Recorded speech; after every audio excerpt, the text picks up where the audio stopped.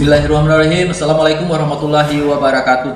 Berikol News kembali hadir di tengah-tengah sahabatku semua untuk menginformasikan berita-berita terbaru seputar dunia politik dan info terkini lainnya.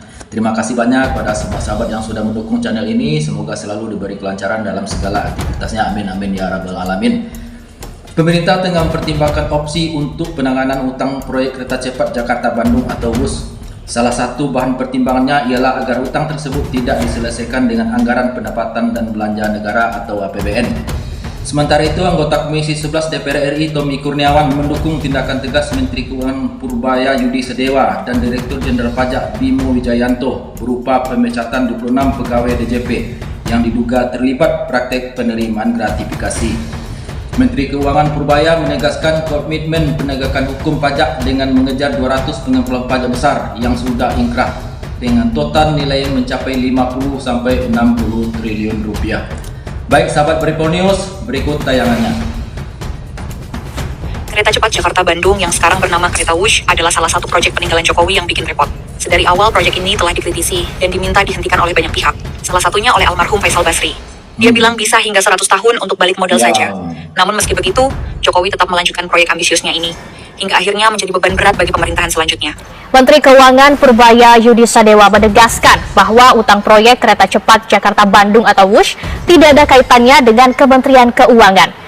Menteri Keuangan Purbaya Yudi Sadewa menegaskan bahwa utang proyek kereta cepat Jakarta-Bandung atau WUSH tidak ada kaitannya dengan Kementerian Keuangan.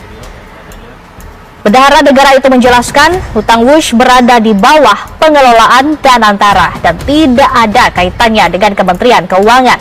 Mantap. Menurut Purbaya, tidak seluruh tanggungan dibebankan atau dikembalikan kepada pemerintah. Betul.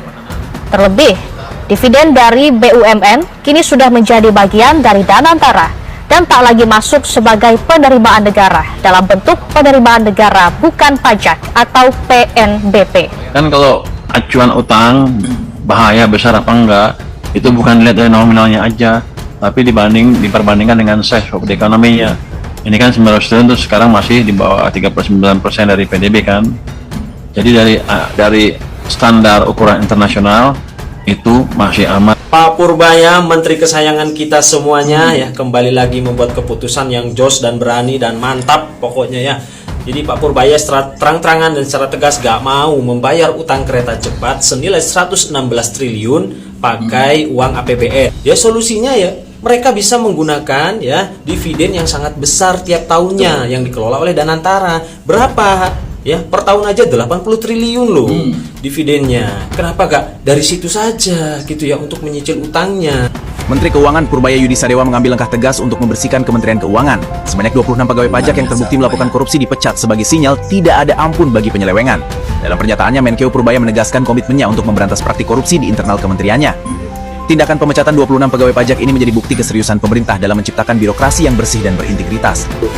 Motifnya adalah teman-teman pajak yang lain sekarang bukan saatnya main-main lagi.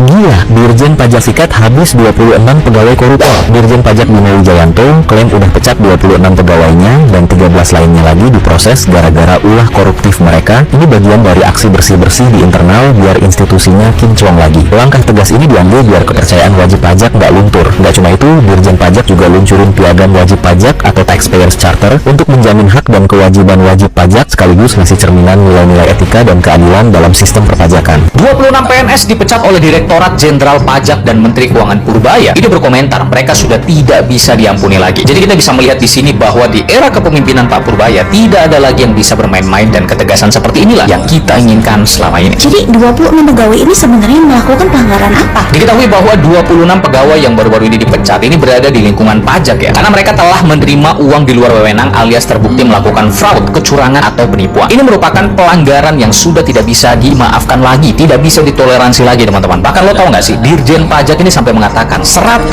perak aja kecurangan yang dilakukan oleh pegawai pajak maka mereka akan dipecat. Ini merupakan langkah internal bersih-bersih dari Direktorat Jenderal Pajak di era kepemimpinan Menteri Keuangan Purbaya. Menteri Keuangan Purbaya Yudi Sadewa menyebut bahwa sebanyak 200 pengemplang pajak untuk dapat segera membayar kewajiban pajaknya kepada negara dalam waktu sepekan ke depan. Pasalnya 200 wajib pajak ini merupakan pengemplang pajak dengan status hukum tetap atau inkrah dengan total nilai pajak yang harus dibayar sebesar 60 triliun rupiah. Purbaya menegaskan jika 200 pengemplang pajak itu tidak membayar, dipastikan hidupnya akan kesulitan. Dirinya juga meyakini tunggakan pajak sebanyak 60 triliun tersebut akan masuk ke kas negara pada tahun 2025 sehingga target penerimaan pajak dapat tercapai. Bayar pajak aja ada 60 triliun kan yang pembayar pajak besar yang sudah inkrah. Itu dalam waktu seminggu kan saya paksa bayar. Itu termasuk di 2026 maksudnya? 2005. Maksudnya yang udah inkrah ada utang pajak. Nanti 26 kita sisir lagi. Yang jelas gini, kita melakukan fair treatment. Kalau udah bayar pajak jangan diganggu sama sekali dan nggak ada lagi cerita pegawai pajak meres itu. Nanti saya akan buka channel khusus untuk pengaduan masalah itu. Jadi 60 triliun tahun ini ya Pak masuk? Tahun ini Pasti masuk Pak? pasti masuk. Cukup ya, tahun depan bisa lebih besar dari 60 atau kira-kira? Berdasarkan yang lagi diinvestigasi atau? Ada yang besar sekali tapi belum bisa saya buka. Menteri Keuangan Purbaya berhasil menarik 7 triliun rupiah dari para pengusaha yang belum membayar pajak dalam melebihi waktu yang ditentukan. Kebijakan Menteri Keuangan baru ini memang berbeda dengan sebelumnya, yang memberikan pengampunan pajak bagi para konglomerat. Bagi Purbaya, yang seharusnya mendapat keringanan pajak adalah rakyat, bukan konglomerat. Kita punya list 200 penunggak pajak besar. Itu yang sudah inkrah. Kita mau kejar yang eksekusi, kita gaji sekitar 50-60 triliun rupiah. Dalam waktu dekat yang akan kita tagih, dan mereka nggak akan bisa lari. Bisnis miliaran rupiah yang memanfaatkan tenaga kerja murah dan sumber daya alam Indonesia harus dibalas dengan memberikan CSR atau dana tanggung jawab sosial ke masyarakat, serta pajak ke pemerintah. Banyak perusahaan tambang misalnya, yang menyembunyikan data untuk menghindari pajak. Berikutnya kami juga melakukan penegakan hukum ya untuk serius non-compliance dengan menggunakan memakai kerjasama dengan Kejaksaan Agung, Polisi, KPK, dan BPATK. Terbukti, gebrakan Purbaya membuahkan hasil. Sampai akhir September 2025, Menteri Keuangan Purbaya berhasil menarik 7 triliun rupiah dari para oligarki. Jika mendapat amanah dari Pak Prabowo, pesan utama apa dari Pak Presiden? Nggak ada pesan, Sama sekali Pak? nggak ada pesan seingat saya. Itu Arahan Pak, arahan?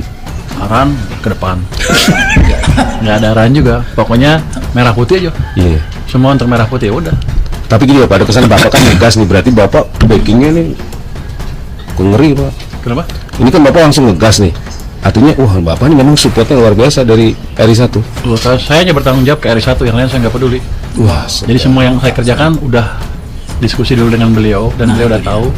Dan kalau disuruh berubah ya berubah. Tapi pada dasarnya memang kita perlu perubahan arah ekonomi. Dia ngerti betul, dia pasti udah pelajarin kan. Oke. Saya biasanya kayak gimana, dan dia ingin ada perubahan arah ekonomi aja. Karena pada satu titik, ketika ekonomi memburuk, popularitas pemerintah ya, citra turun terus. Pada titik tertentu mulai banyak demo kayak kemarin tuh. Ya. Itu tuh kepercayaan presiden turun cukup signifikan. Kalau nggak dirubah ekonominya dalam mungkin 6 bulan 1 tahun, bisa bahaya kondisi negara ini. Jadi Pak Presiden ngerti betul bahwa kita perlu perubahan paradigma pertumbuhan ekonominya. Dan orang yang tepat untuk melakukan itu adalah seorang Purbaya. Saya nggak tahu, mudah-mudahan pas. Iya. Ya, pikir sih kayaknya paling pas yang ada dari stok yang ada ya. Iya. Oke, kita dukung terus ya sahabatku, gebrakan dari Menteri Keuangan Purbaya. Oke, sampai di sini tayang kita.